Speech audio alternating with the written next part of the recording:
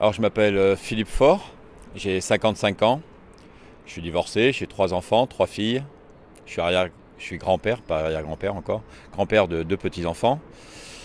J'habite à Senlis dans l'Oise, en Picardie, et je suis maître nageur de formation. Alors l'origine de ma passion pour l'eau, elle remonte à déjà tout petit, j'ai toujours aimé l'eau, mais c'est vrai que je nage vraiment depuis 10-12 ans maintenant. Mais de la nage essentiellement en eau libre. Je suis passionné de nature, j'aime pas être enfermé dans une ligne de nage, donc c'est vrai que nager dans les grands espaces, que ce soit aussi bien mer, lac et rivière, c'est quand même quelque chose d'extraordinaire. Se battre avec les éléments, c'est quelque chose vraiment pas dehors du commun, mais je veux dire, ça change du bassin chloré de la piscine où on est enfermé, il y a du bruit. Voilà, je préfère les grands espaces. J'ai eu le plaisir de rencontrer Gary Bruce, qui était féru de nage en eau libre lui aussi et qui voulait traverser la Manche depuis un petit bout de temps. Donc il m'a contacté afin que je puisse l'entraîner. Notre relation s'est avérée de suite fructueuse. Il aimait bien la bière, moi aussi. Donc pendant 2 ans, je l'ai entraîné. Et en septembre 2013, il a effectué sa traversée de la Manche. J'étais à bord de son bateau, bien sûr, pour l'accompagner. Il a traversé en 13h52, il a donc réussi. Durant la traversée, j'avais dit non, moi c'est trop dur, trop froid, trop long. Je viens du sud, donc les mers froides, j'étais pas trop habitué. Et puis finalement, 3 mois après, j'ai pris la décision de moi aussi tenter l'aventure. Voilà, c'est comme ça que je suis arrivé à nager une première fois en solo en 2016, en août 2016, j'ai traversé. J'ai battu Gary de 1 minute, puisque j'ai traversé en 13h51. Il était à bord aussi sur le bateau, bien sûr, ce jour-là. Et puis finalement, j'avais dit plus jamais, parce que quand quand on termine une aventure comme celle-ci, on est plutôt fatigué, on est vraiment, on n'a pas dégoûté, mais on n'a plus envie de nager. Et en 2017, j'ai été contacté pour nage aussi, encore une fois, traverser la Manche en relais cette fois-ci, avec 3 Américains qui voulaient fêter les 100 ans de la Première Guerre mondiale. Donc on a commémoré ça avec 3 nageurs français et 3 nageurs américains. On a réussi à traverser en 14h15. Ça c'était au mois de juin, le 21 juin 2017. Et voilà, donc j'ai dit bon allez, pourquoi pas. On a refait une traversée de la Manche et pourquoi pas une dernière. Mais je voulais une traversée un peu plus dur, on va dire, parce que traverser en relais c'est assez facile. Donc on a décidé de traverser à 3 la Manche au mois d'avril 2018, où la température de l'eau, bien sûr, elle était entre 8,5 et 10 degrés. Donc tout ça c'est en maillot de bain toujours, hein, jamais de combinaison. Et donc avec mes amis Fred et Denis, on a réussi le 21 avril 2018 à traverser la Manche en 12h25. C'est une première puisque jamais personne n'avait osé l'affronter aussitôt dans la saison. Nous, 3 petits Français givrés comme on s'appelait, voilà, on est venu défier les Anglais sur leur terrain de jeu. Donc voilà, on a réussi, on est fiers de ça. Et j'avais dit plus jamais, encore une fois, bon, mais ça faisait déjà 3 fois. Et en 2018, donc en juin 2018, on m'a contacté pour écrire un livre. Donc j'ai eu l'opportunité de faire un livre avec Nathalie Smadja qui est sorti en janvier 2019. Et pendant l'écriture de ce livre, je me suis dit il faudrait que je propose un nouveau défi. Donc j'avais traversé la Manche en long, en large et en travers, façon de parler. Mais à ce jour, aucun Français n'a réussi à à faire l'aller-retour. Donc j'ai dit pourquoi pas oser faire l'aller-retour. Donc l'aller-retour est prévu pour septembre 2020. Voilà, ce qui représentera à peu près une centaine de kilomètres pour 35 à 40 heures de nage. J'ai toujours eu envie, j'ai toujours été attiré par des défis. Jeune, les défis c'était faire des bêtises par rapport à mes parents. Puis après, je suis rentré dans l'armée, donc c'était déjà un défi. Je suis rentré dans l'armée par défi, puisque soi-disant j'étais pas assez bon à l'école d'après mes parents. Donc j'ai voulu leur montrer que je pouvais faire quelque chose de ma vie. Donc je suis rentré dans l'armée, moniteur de sport. J'ai arrêté au bout de 3 ans et demi parce que je faisais rien, donc ça ne m'intéressait plus. Je suis rentré dans la restauration, par défi aussi, puisque je n'étais pas du tout du métier. Donc j'ai eu 2 restaurants, 11 ans à Toulouse et 10 ans à Carcassonne. Donc ça aussi, c'était un défi défi sans s'y connaître, sans être du métier et tout ça, avoir 2 commerces et les tenir aussi longtemps, c'était un défi. J'ai fait des défis sportifs aussi, j'ai fait du marathon, j'ai fait du triathlon, des Ironman essentiellement.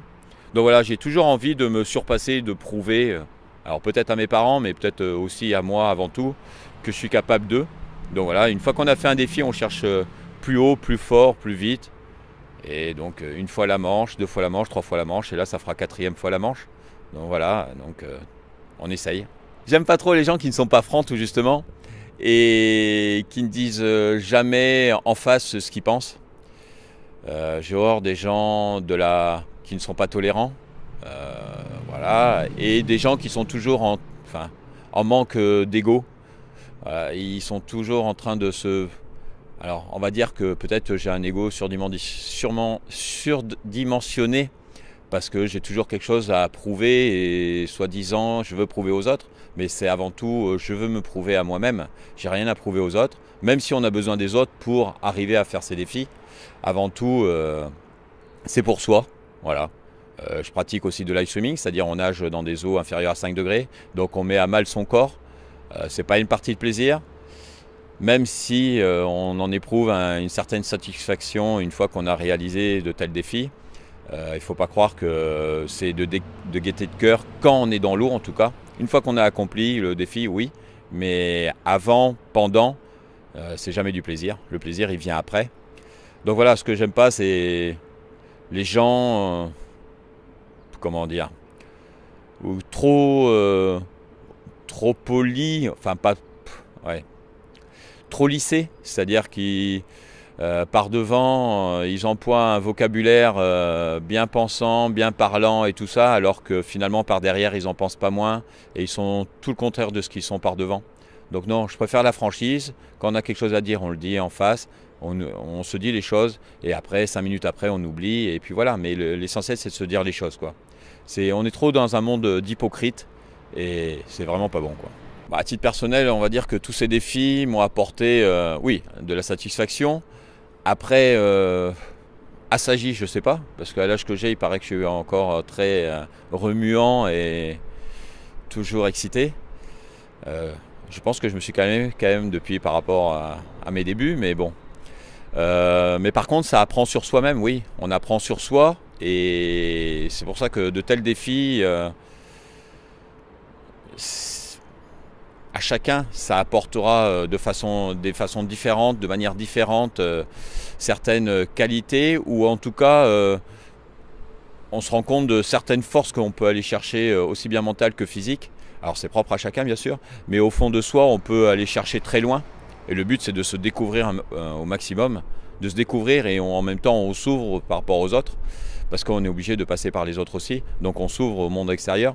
Mais sinon non, on se découvre, oui. On apprend plus sur soi et c'est ce qui fait aussi la beauté de en tout cas de ce sport, de la nage en eau libre, extrême on va dire. Mais oui, à tout moment on peut basculer, quand on fait de la nage en eau froide on peut basculer en hypothermie, donc c'est assez dangereux. Quand on traverse la Manche on peut aussi avaler beaucoup trop d'eau et avoir un œdème pulmonaire, donc on peut y rester. Mais c'est pour ça qu'il faut se connaître, apprendre à se connaître pour pouvoir aller le plus loin possible. Alors par rapport à l'ambition d'avoir un beau projet, qu'il soit sportif ou non, je vais dire que il faut vivre ses rêves à fond, ça c'est sûr. À partir du moment où on a un projet en tête, bon, c'est sûr qu'il faut bien y réfléchir, il faut savoir si ce projet est réalisable. Je prends toujours l'exemple, celui qui ne sait pas nager, il ne va pas se lancer dans la Manche dans 6 mois. Donc il faudra prendre du temps, donc il faut bien calculer l'espace-temps dans son projet. Il faut que ces personnes sachent s'entourer parce qu'il y a beaucoup de personnes négatives qui vont graviter autour de n'importe quel projet, quel qu'il soit. Donc les mauvaises personnes, les malpensantes, comme je dis toujours, qui auront toujours des idées négatives comme tu vas pas y arriver, c'est trop cher, c'est trop long, tu n'es pas fait pour ça. Il faut s'en éloigner au maximum ou en tout cas les éviter. Il faut toujours rester positif, y croire en son projet et forcément gravir les étapes petit à petit pour que le jour J, son projet il prenne forme et qu'on puisse l'accomplir. Donc comme je dis toujours, il faut garder la tête froide en toutes circonstances afin d'atteindre ses sommets ou de pouvoir vivre ses rêves. Si je dois remercier une personne en particulier, on va dire que c'est ma mère qui m'a mis au monde. Ça, c'est la personne la plus importante. Si j'étais pas né, j'aurais peut-être pas vécu tout ce que j'ai vécu actuellement.